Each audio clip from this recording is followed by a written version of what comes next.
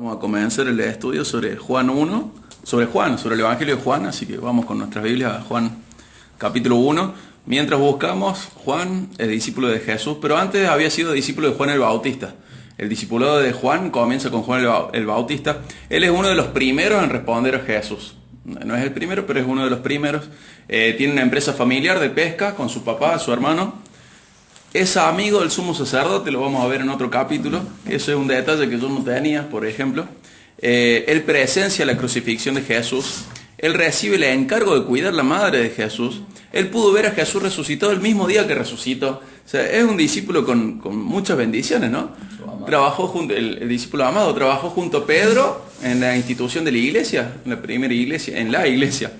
Y también recibió a Pablo luego de su primer viaje misionero. Juan es una persona que ha tenido muchas bendiciones y él termina pastoreando la iglesia en Éfeso. En algún momento de su pastoreo en la iglesia en Éfeso, él escribe este Evangelio de Jesús según él mismo y no se establece bien la fecha de cuándo lo escribió, pero se establece más o menos entre el 65 y algunos dicen hasta el 110 después de Cristo. La mayoría lo pone entre el 65 y el 90, no se sabe muy bien. Además, por el tipo de escritura, se nota que hay algunos textos que se fueron incorporando después por él mismo quizás, o por algún amanuense, o por alguna persona que como que pulió el Evangelio de Jesús según Juan. ¿Sí? Por eso tiene, por ejemplo, en esta primera parte que vamos a ver, este prólogo, es como que queda medio descolgado del resto, y se supone que Juan lo agregó después. Este prólogo ya vamos a ver que es muy importante, ya vamos a hablar de eso, pero ¿cuál es el tema central del Evangelio de Juan? Y Jesús es el tema central, la revelación de él y la salvación que él trae.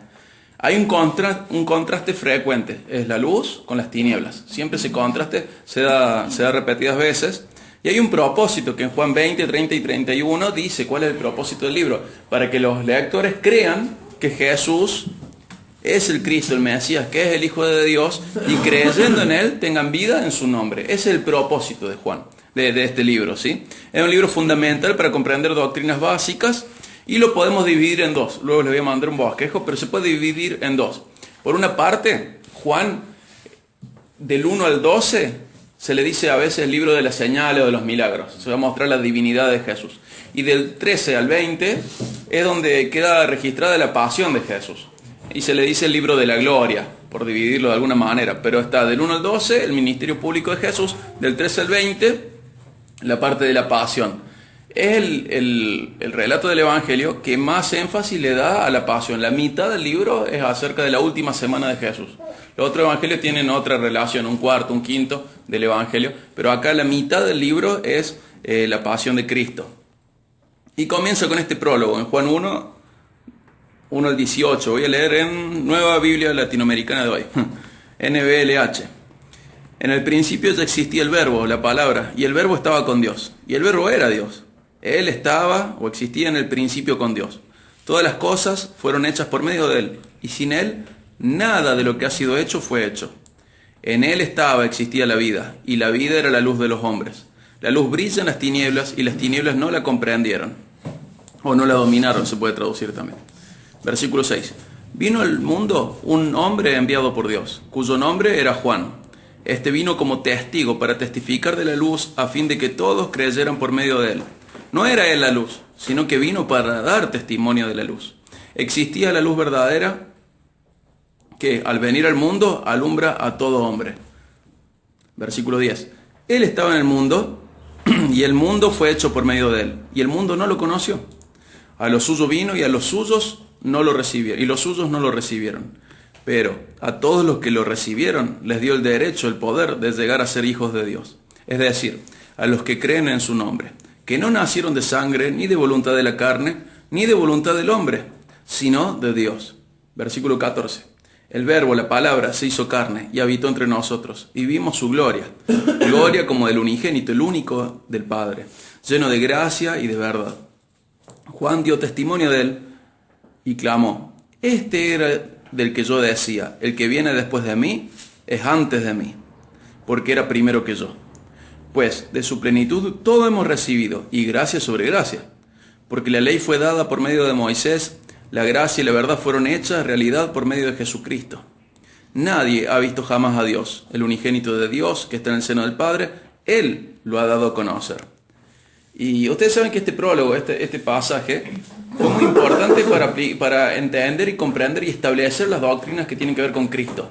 Fíjense que acá habla de que Jesús es divino, Jesús es humano, Jesús preexiste, Jesús se encarna, Jesús es la revelación de Dios y Jesús se sacrifica. Por ejemplo, esta primer parte del capítulo 1 de Juan es importantísimo para entender doctrinas fundamentales del cristianismo. Esta primera parte se cantaba como un himno en la iglesia primitiva.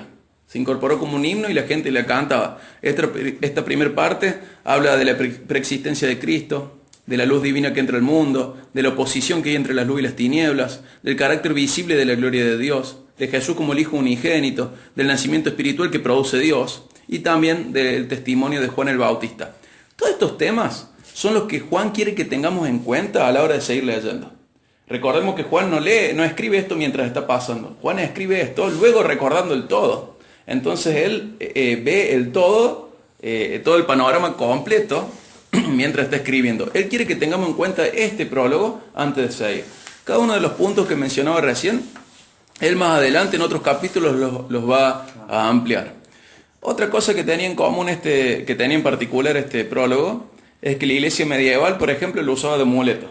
Se lo colgaban en el cuello, escrito, y pensaban que esto los cubría de enfermedades y espíritus malignos.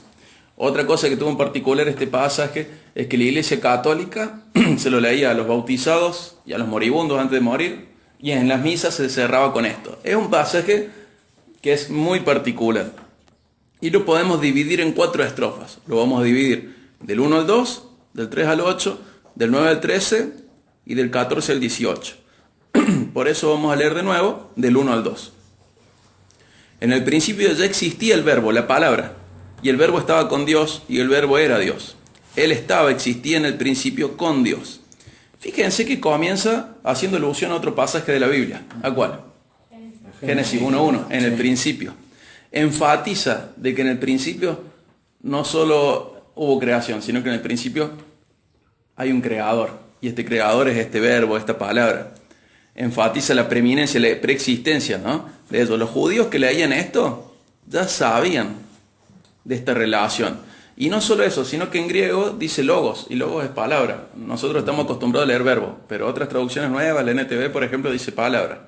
Y el judío tenía una concepción de que la palabra es creadora, pero le daba esa fuerza, esa personificación a la palabra. Pero no imaginaban que la palabra fuera alguien. Cristo es la palabra. Y tenemos una relación muy fuerte entre el pensamiento de ellos y el nuestro, ahora como cristianos, que entendemos que la palabra es Dios creando, es Cristo el creador, ¿sí?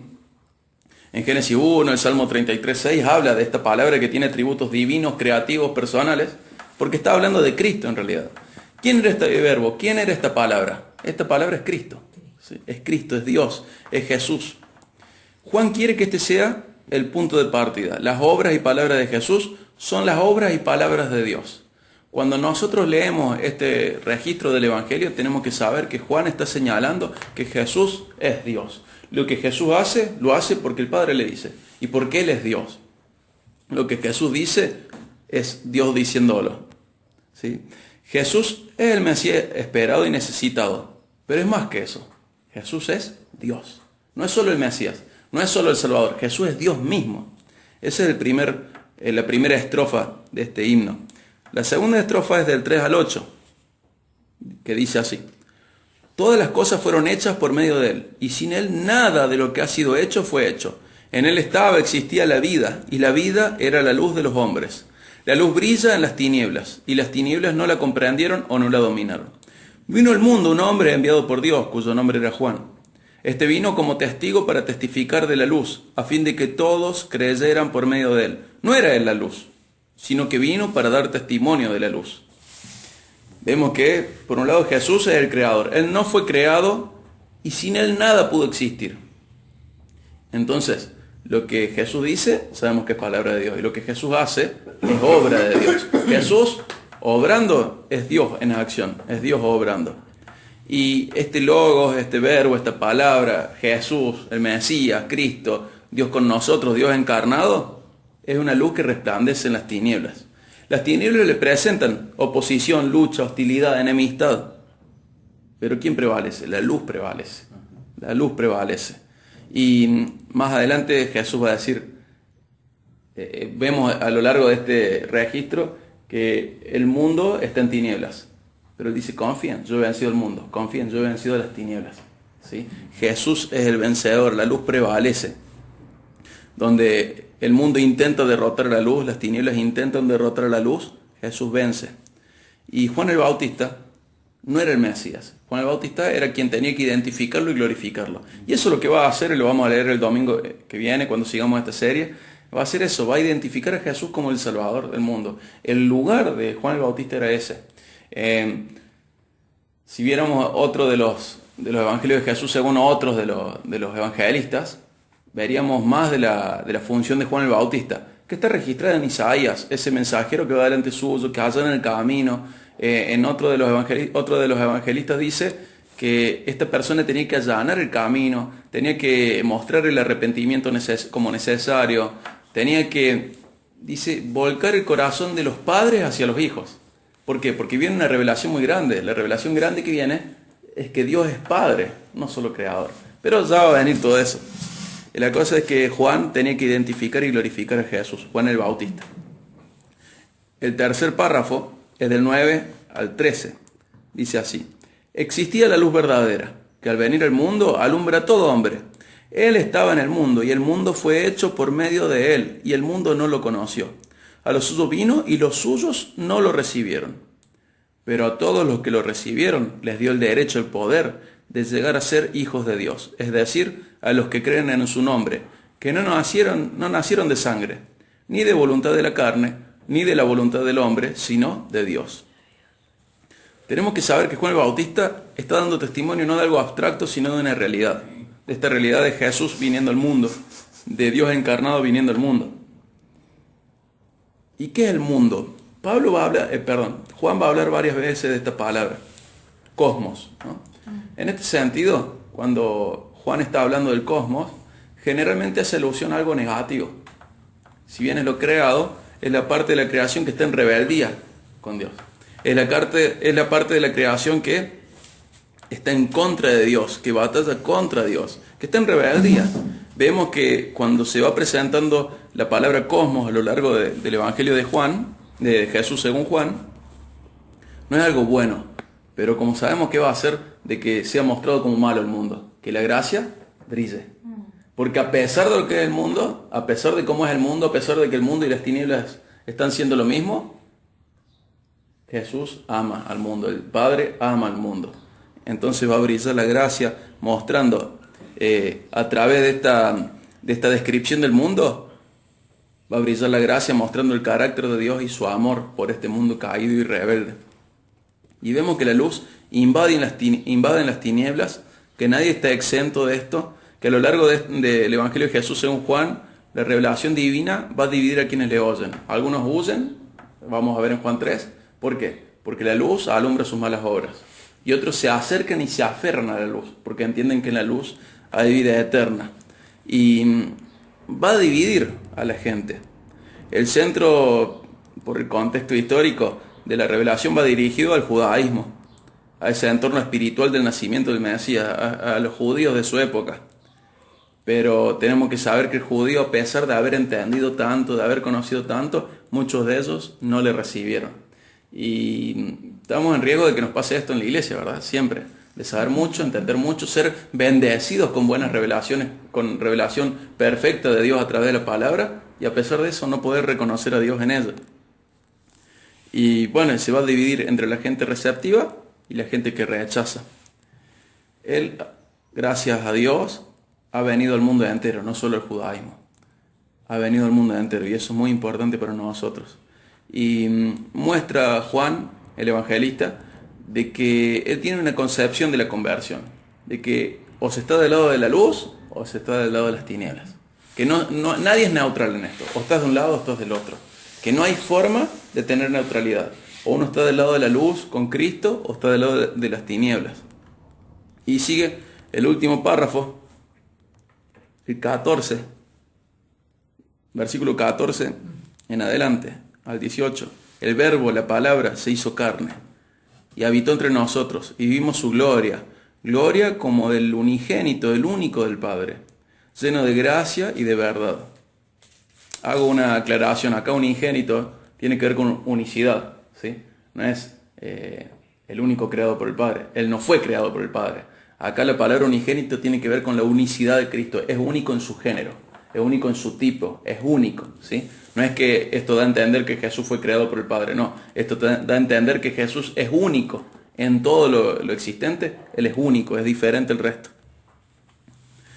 El 15 dice, leo de nuevo el 14. El verbo, la palabra, se hizo carne y habitó entre nosotros y vimos su gloria, gloria como del unigénito, el único del Padre, lleno de gracia y de verdad. Juan dio testimonio de él y clamó, este era del que yo decía, el que viene después de mí es antes de mí.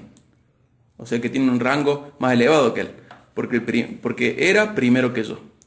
Pues de su plenitud todos hemos recibido y gracia sobre gracia. Porque la ley fue dada por medio de Moisés. La gracia y la verdad fueron hechas realidad por medio de Jesucristo, de Jesús el Mesías. Nadie ha visto jamás a Dios, el unigénito. Dios, que está en el seno del Padre, Él lo ha dado a conocer. Fíjense cómo termina. El unigénito, el único Dios que está en el seno del Padre, Él lo ha dado a conocer. ¿Quién es este unigénito, este único? Cristo. Muestra una y otra vez la preeminencia y la preexistencia de Cristo. Y Juan sigue aprovechando el conocimiento que sus lectores tenían del Antiguo Testamento. Y usa una palabra muy particular. Fíjense, cuando dice el 14, que habitó entre nosotros, Juan usa una palabra muy particular, que si lo tuviéramos que traducir literalmente hoy, tendríamos que decir, Él tabernaculizó entre nosotros.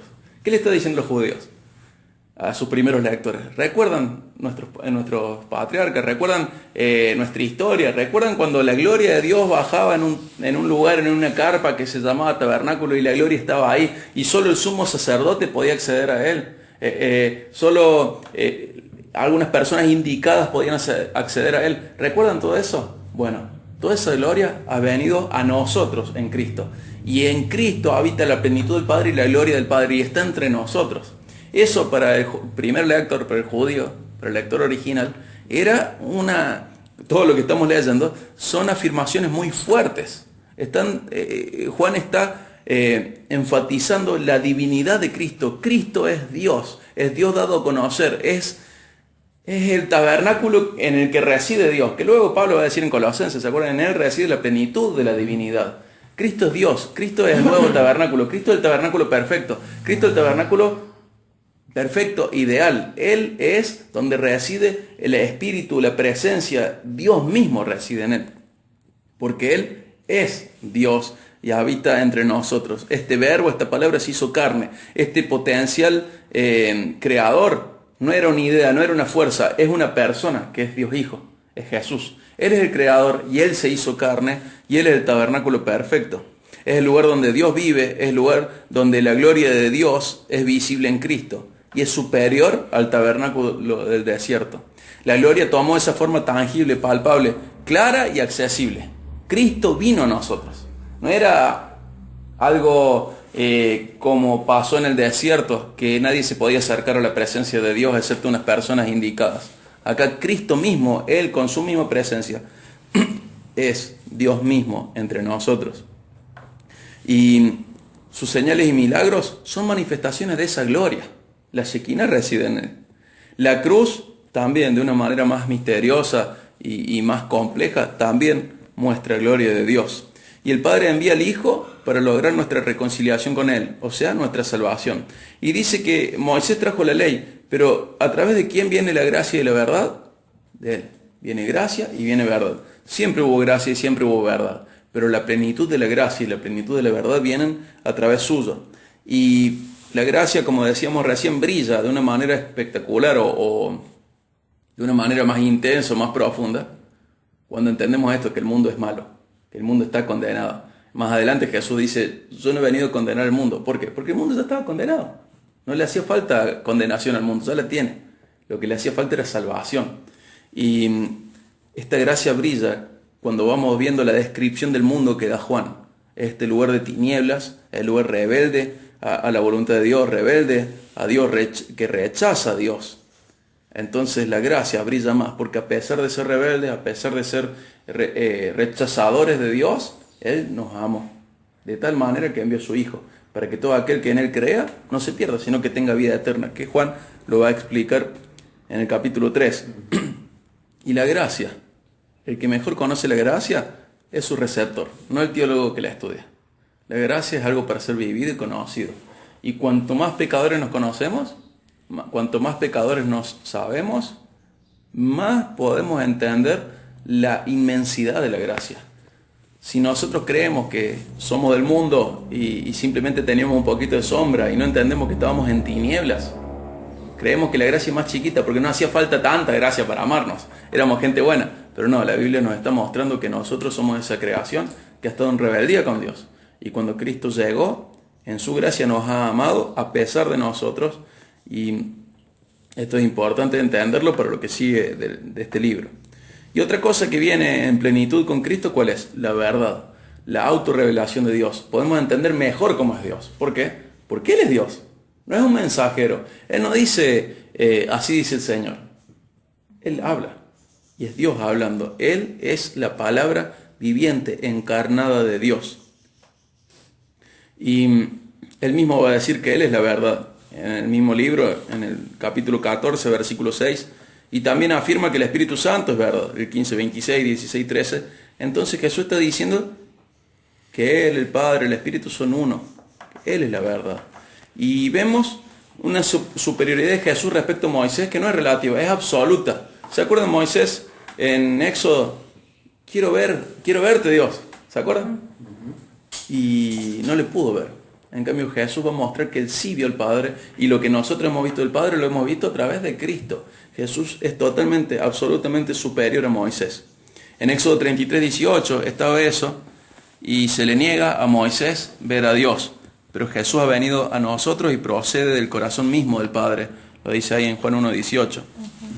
Y Él es el único que ha visto al Padre. Moisés no lo pudo ver, pero Jesús sí vio al Padre y lo pone de manera entendible para nosotros. Él revela el Padre, Él muestra el Padre, Él nos cuenta acerca de cómo es el Padre, y todo esto lo sitúa en un lugar encima superior de Moisés. Él es el poseedor de la verdad y Él transmite lo que hay en el corazón del Padre.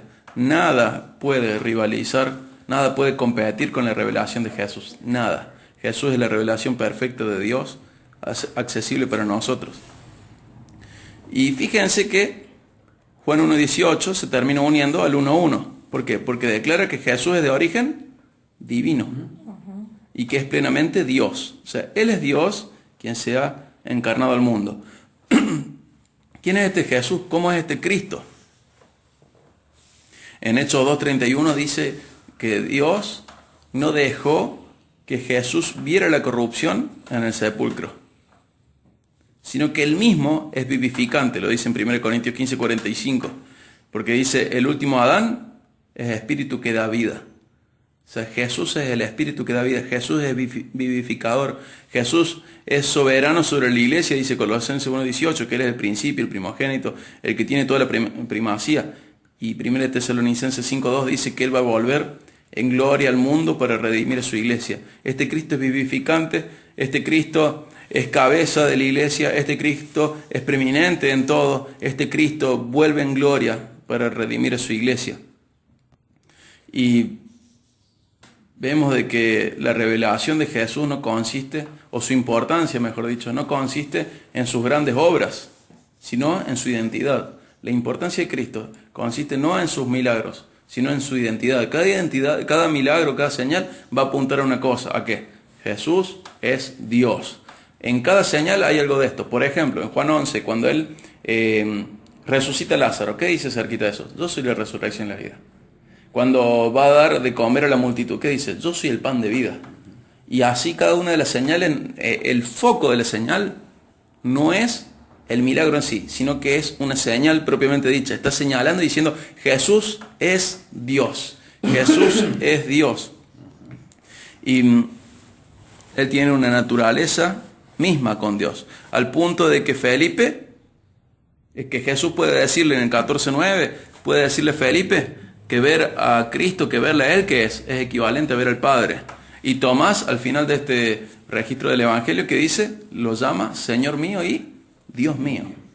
El Evangelio de Jesús según Juan está marcando todo el tiempo que Jesús es Dios. Esto nos tiene que quedar recontra claro. Y otro concepto, vamos a repetir, este concepto del mundo. Rechaza la luz, reacciona a la luz, y el mundo no es neutral. El rechazo de Jesús por parte del judaísmo es igual al rechazo y la hostilidad que el mundo en general tiene por Dios, con las cosas de Dios. Por eso en el 3:19 va a decir, la luz vino al mundo, pero la humanidad prefirió las tinieblas a la luz porque sus hechos eran perversos. Ninguno de nosotros es mejor que los judíos.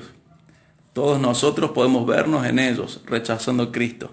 Sin embargo, a pesar de que el mundo se opone a la luz, a pesar de todo esto, Dios ama al mundo y ha entrado en él para salvarlo, que lo vamos a ver en el capítulo 3. Y Dios ama a esta humanidad enemistada con él. Dios decide amar al mundo y decide mostrarse al mundo, y decide revelarse al mundo, decide traer gracia y verdad al mundo a través de Cristo. Él es la revelación perfecta de Dios. Y la palabra por ahí que nos puede quedar, o un concepto que nos puede quedar como resultado de todo esto, es que hay esperanza. El mundo vive en una condición de desesperanza. Y esa desesperanza contrasta con la bondad de Dios y lo que Dios quiere hacer con el mundo. La única posibilidad para los hombres y las mujeres de hoy de tener esperanza sólida es Cristo. Fuera de eso, no hay esperanza. Y esta esperanza es la que se aferra Juan. A pesar del estado caído y de la corrupción de la humanidad, Dios ha decidido amar, Dios ha decidido salvar, y Dios capacita, da poder a hijos, a personas para ser hechos hijos suyos. Lo que decía en Juan 1:12, ¿recuerdan? A pesar de las tinieblas, esta luz resplandece y actúa para alumbrarnos. A pesar de las tinieblas, la gloria de Dios iluminó el mundo, mostrando la gracia y la verdad del Padre. Vieron que esto, ahí en Juan 1:12, queda re claro cómo se produce este nuevo nacimiento. Dice, sí, Él a los que le recibieron les dio el derecho, el poder, la potestad de llegar a ser hijos de Dios. Es decir, ¿a quién? A los que creen en su nombre. ¿Y cómo son estos que creen en su nombre? No nacieron de sangre, o sea, no se hereda, ni de voluntad de la carne, no es porque uno quiere, ni de la voluntad del hombre, no es porque yo quiero que otro nazca espiritualmente, sino de quién es este nuevo nacimiento, de Dios. Tenemos que entender que la voluntad de salvación es la de Dios. Él tuvo la iniciativa y Él hizo lo posible. Dice que no es de otra manera, no es por mi propia voluntad conmigo, ni por mi propia voluntad por otro, ni por una herencia. Soy hecho hijo de Dios. ¿Y qué es lo que está explicando Juan indirectamente? Que más adelante lo vamos a ver mejor. El reino de los cielos se hereda. Entonces, para uno heredar el reino de los cielos, primero tiene que ser hijo. No se gana, no es un premio. El cielo no es un premio, ni siquiera mi fe. No es un premio a mi conocimiento. El reino de los cielos se hereda. Entonces tengo que recibir esta potestad, este derecho, este poder de ser hijo para recién poder heredar el cielo. Y Cristo es el Hijo perfecto. Él lo ha ganado, lo ha heredado y nos lo comparte a nosotros. Somos coherederos con Él. Y este concepto que teníamos hace un ratito de esperanza es la esperanza a la cual Juan se va a aferrar. Vivimos en una cultura que busca esperanza, ¿no? ¿En qué vemos que busca esperanza la cultura? Dinero, bienestar. Dinero, bienestar. Familia. La familia. Movimientos sociales, filosóficos. ¿Sabes qué pasa? Todo el tiempo de la humanidad estamos pensando, esto es lo que le falta a la humanidad para ser plena. Y aparece una corriente y otra corriente. Justo ahora está de moda el feminismo, pero en otro momento fue otro, el existencialismo, el posmodernismo está. No, al hombre le falta esto. Y va el hombre reinventándose una y otra vez, buscando tener la solución a su problema, buscando encontrar plenitud, buscando tener esperanza. Y nada da esperanza. Y ya hemos probado todas las cosas a tal punto de que cada corriente filosófica que aparece es la mutación de una anterior, no hay nada nuevo. Una y otra vez lo mismo, existencialismo en forma de posmodernismo, una y otra vez lo mismo, una y otra vez lo mismo. Y se busca a través de movimientos sociales, de redistribución de las riquezas. ¿Funcionó eso? No funcionó. Filosofías humanistas ateas, mayor educación. Al mundo le falta educación y hemos avanzado muchísimo en educación. Sin embargo, el hombre no tiene esperanza y no tiene plenitud. En mayor salud, cada vez vivimos mejor hasta que morimos. Cada vez podemos luchar contra diferentes enfermedades de mejor manera. Sin embargo, el hombre, su corazón no es llenado por tener más salud. Terapia psicológica tampoco nos está funcionando. La solución real no puede venir como iniciativa del mundo mismo. La solución real no puede venir del mundo mismo ni de adentro suyo. La historia nos muestra una y otra vez que somos incapaces de ser plenos por nosotros mismos. El pecado no es una serie de malas acciones. Eso que tenemos que solucionar es el pecado. El pecado es un estado del cual vienen las malas acciones. Y esto es tan importante, que el mundo no es pecador porque peca. Peca porque es pecador. Es un estado, es una condición. Y no podemos salir de esta condición sin que venga la luz a alumbrarnos y a transformarnos. Por nosotros mismos no podemos tener una esperanza sólida, no podemos salvarnos, no podemos transformarnos lo suficiente como para tener esperanza. El mundo necesita una solución radical. Y más adelante Jesús va a ser visitado por Nicodemo. ¿Y qué le va a decir? No, a vos te falta educación. No sé qué, a vos te falta un librito de autoestima. No, ¿sabes qué? A vos te falta ponerte las pilas con tu religión. ¿Qué le va a decir Jesús a Nicodemo? Le va a decir, tenés que nacer de nuevo.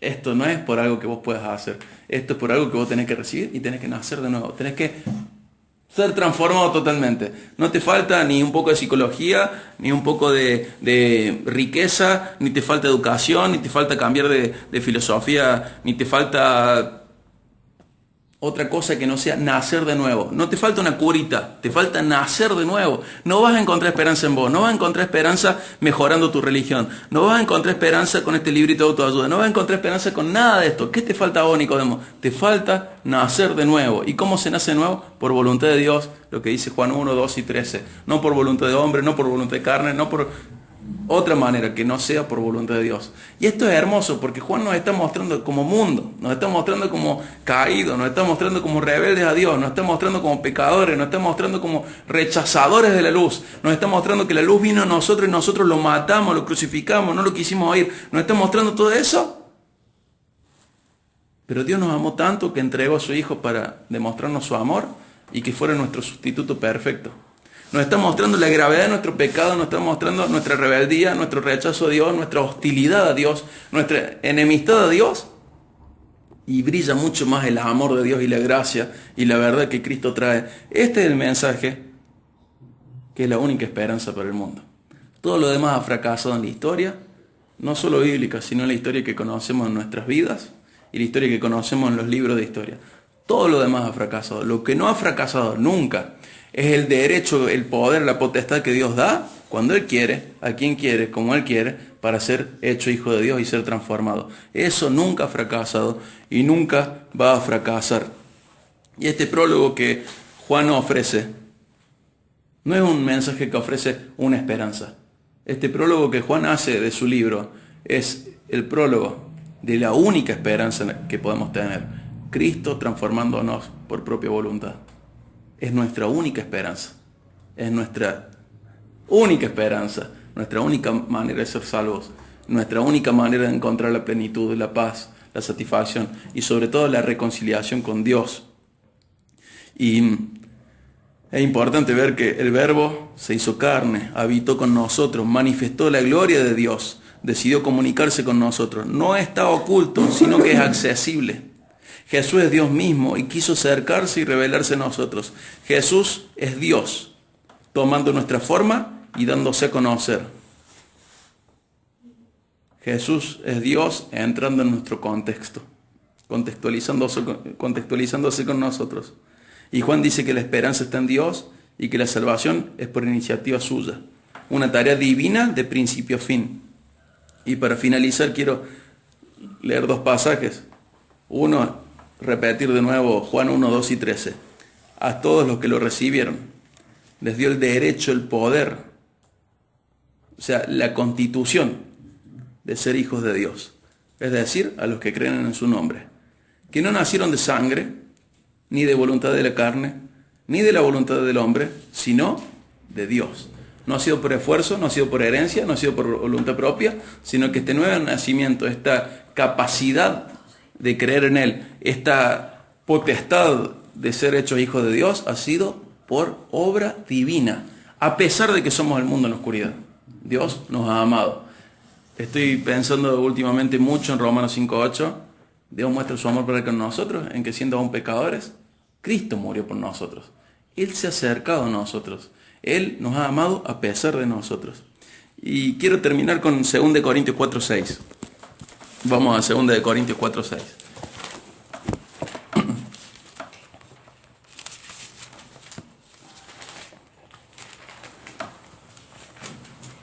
Vieron todos los guiños que hace Juan en el Antiguo Testamento, ¿no? En el principio tabernaculizó, está dando señales de que la revelación de Dios ha sido una sola. La Biblia no es la historia del pueblo judío, la Biblia es la historia del pueblo de Dios. El pueblo judío tiene su historia adentro, pero la Biblia es nuestra historia como iglesia. Y en el principio, Génesis tiene que ver con nosotros. Y este guiño que hace Juan no era algo ajeno a lo que entendían los primeros apóstoles, los primeros discípulos de Cristo. Todo el Antiguo Testamento tiene que ver con Jesús. Él es la palabra creadora, Él es el que da la vida, Él es el creador de todo. Y en 2 Corintios 4:6, Pablo muestra algo relacionado. Dice, pues Dios, que dijo, de las tinieblas resplandecerá la luz, o sea, sea la luz. Este mismo Dios es el que ha resplandecido en nuestros corazones para iluminación del conocimiento de la gloria de Dios en el rostro de Cristo. ¿Se dan cuenta de Jesús? O sea que Dios, el que en el principio dijo, sea la luz, ha aparecido en nuestros corazones y nos ha iluminado y ha resplandecido en nuestros corazones. ¿Para qué? Para iluminarnos, para iluminación del conocimiento de la gloria de Dios. ¿Y en dónde vemos la gloria de Dios? En el rostro de Cristo. De este Cristo es del cual Juan va a hablar. Por eso es el Evangelio de Cristo, según Juan. Esta es la visión divina y juanina de Cristo. Este registro del Evangelio es una manera de ver a Jesús que complementa a todas las demás, que complementa el resto de la Biblia para entender cómo es Cristo. Cristo es el verbo, Cristo es el creador, Cristo es la palabra, Cristo es Dios con nosotros, Cristo es el Hijo perfecto de Dios. Cristo es Dios. Cristo es nuestra esperanza. Su obra es nuestra esperanza. Cristo es la máxima revelación de Dios en la tierra.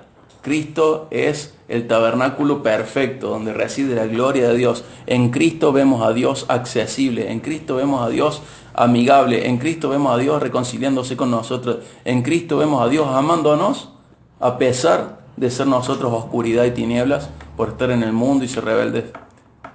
Cristo es Dios mismo, encarnado, trayendo el mensaje de salvación. Es Dios en nuestro contexto. Es Dios mostrándose a nosotros.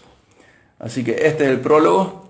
Es bastante denso, intenso, importante, porque a partir de acá nosotros tenemos que seguir leyendo a Juan, entendiendo estos primeros 18 versículos.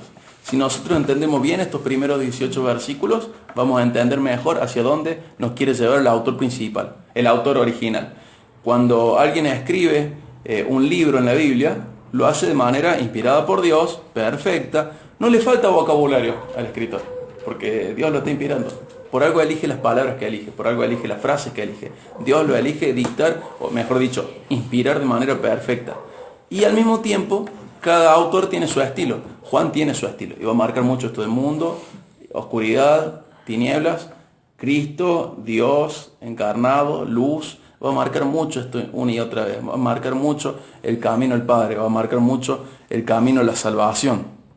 Pero bueno, esto es importante y les quería compartir en esta mañana. Vamos a finalizar orando y deseando que Dios nos bendiga por su revelación, por lo que hemos leído hoy, por lo que hemos entendido. ¿sí? Dios les bendiga muchísimo en esta mañana.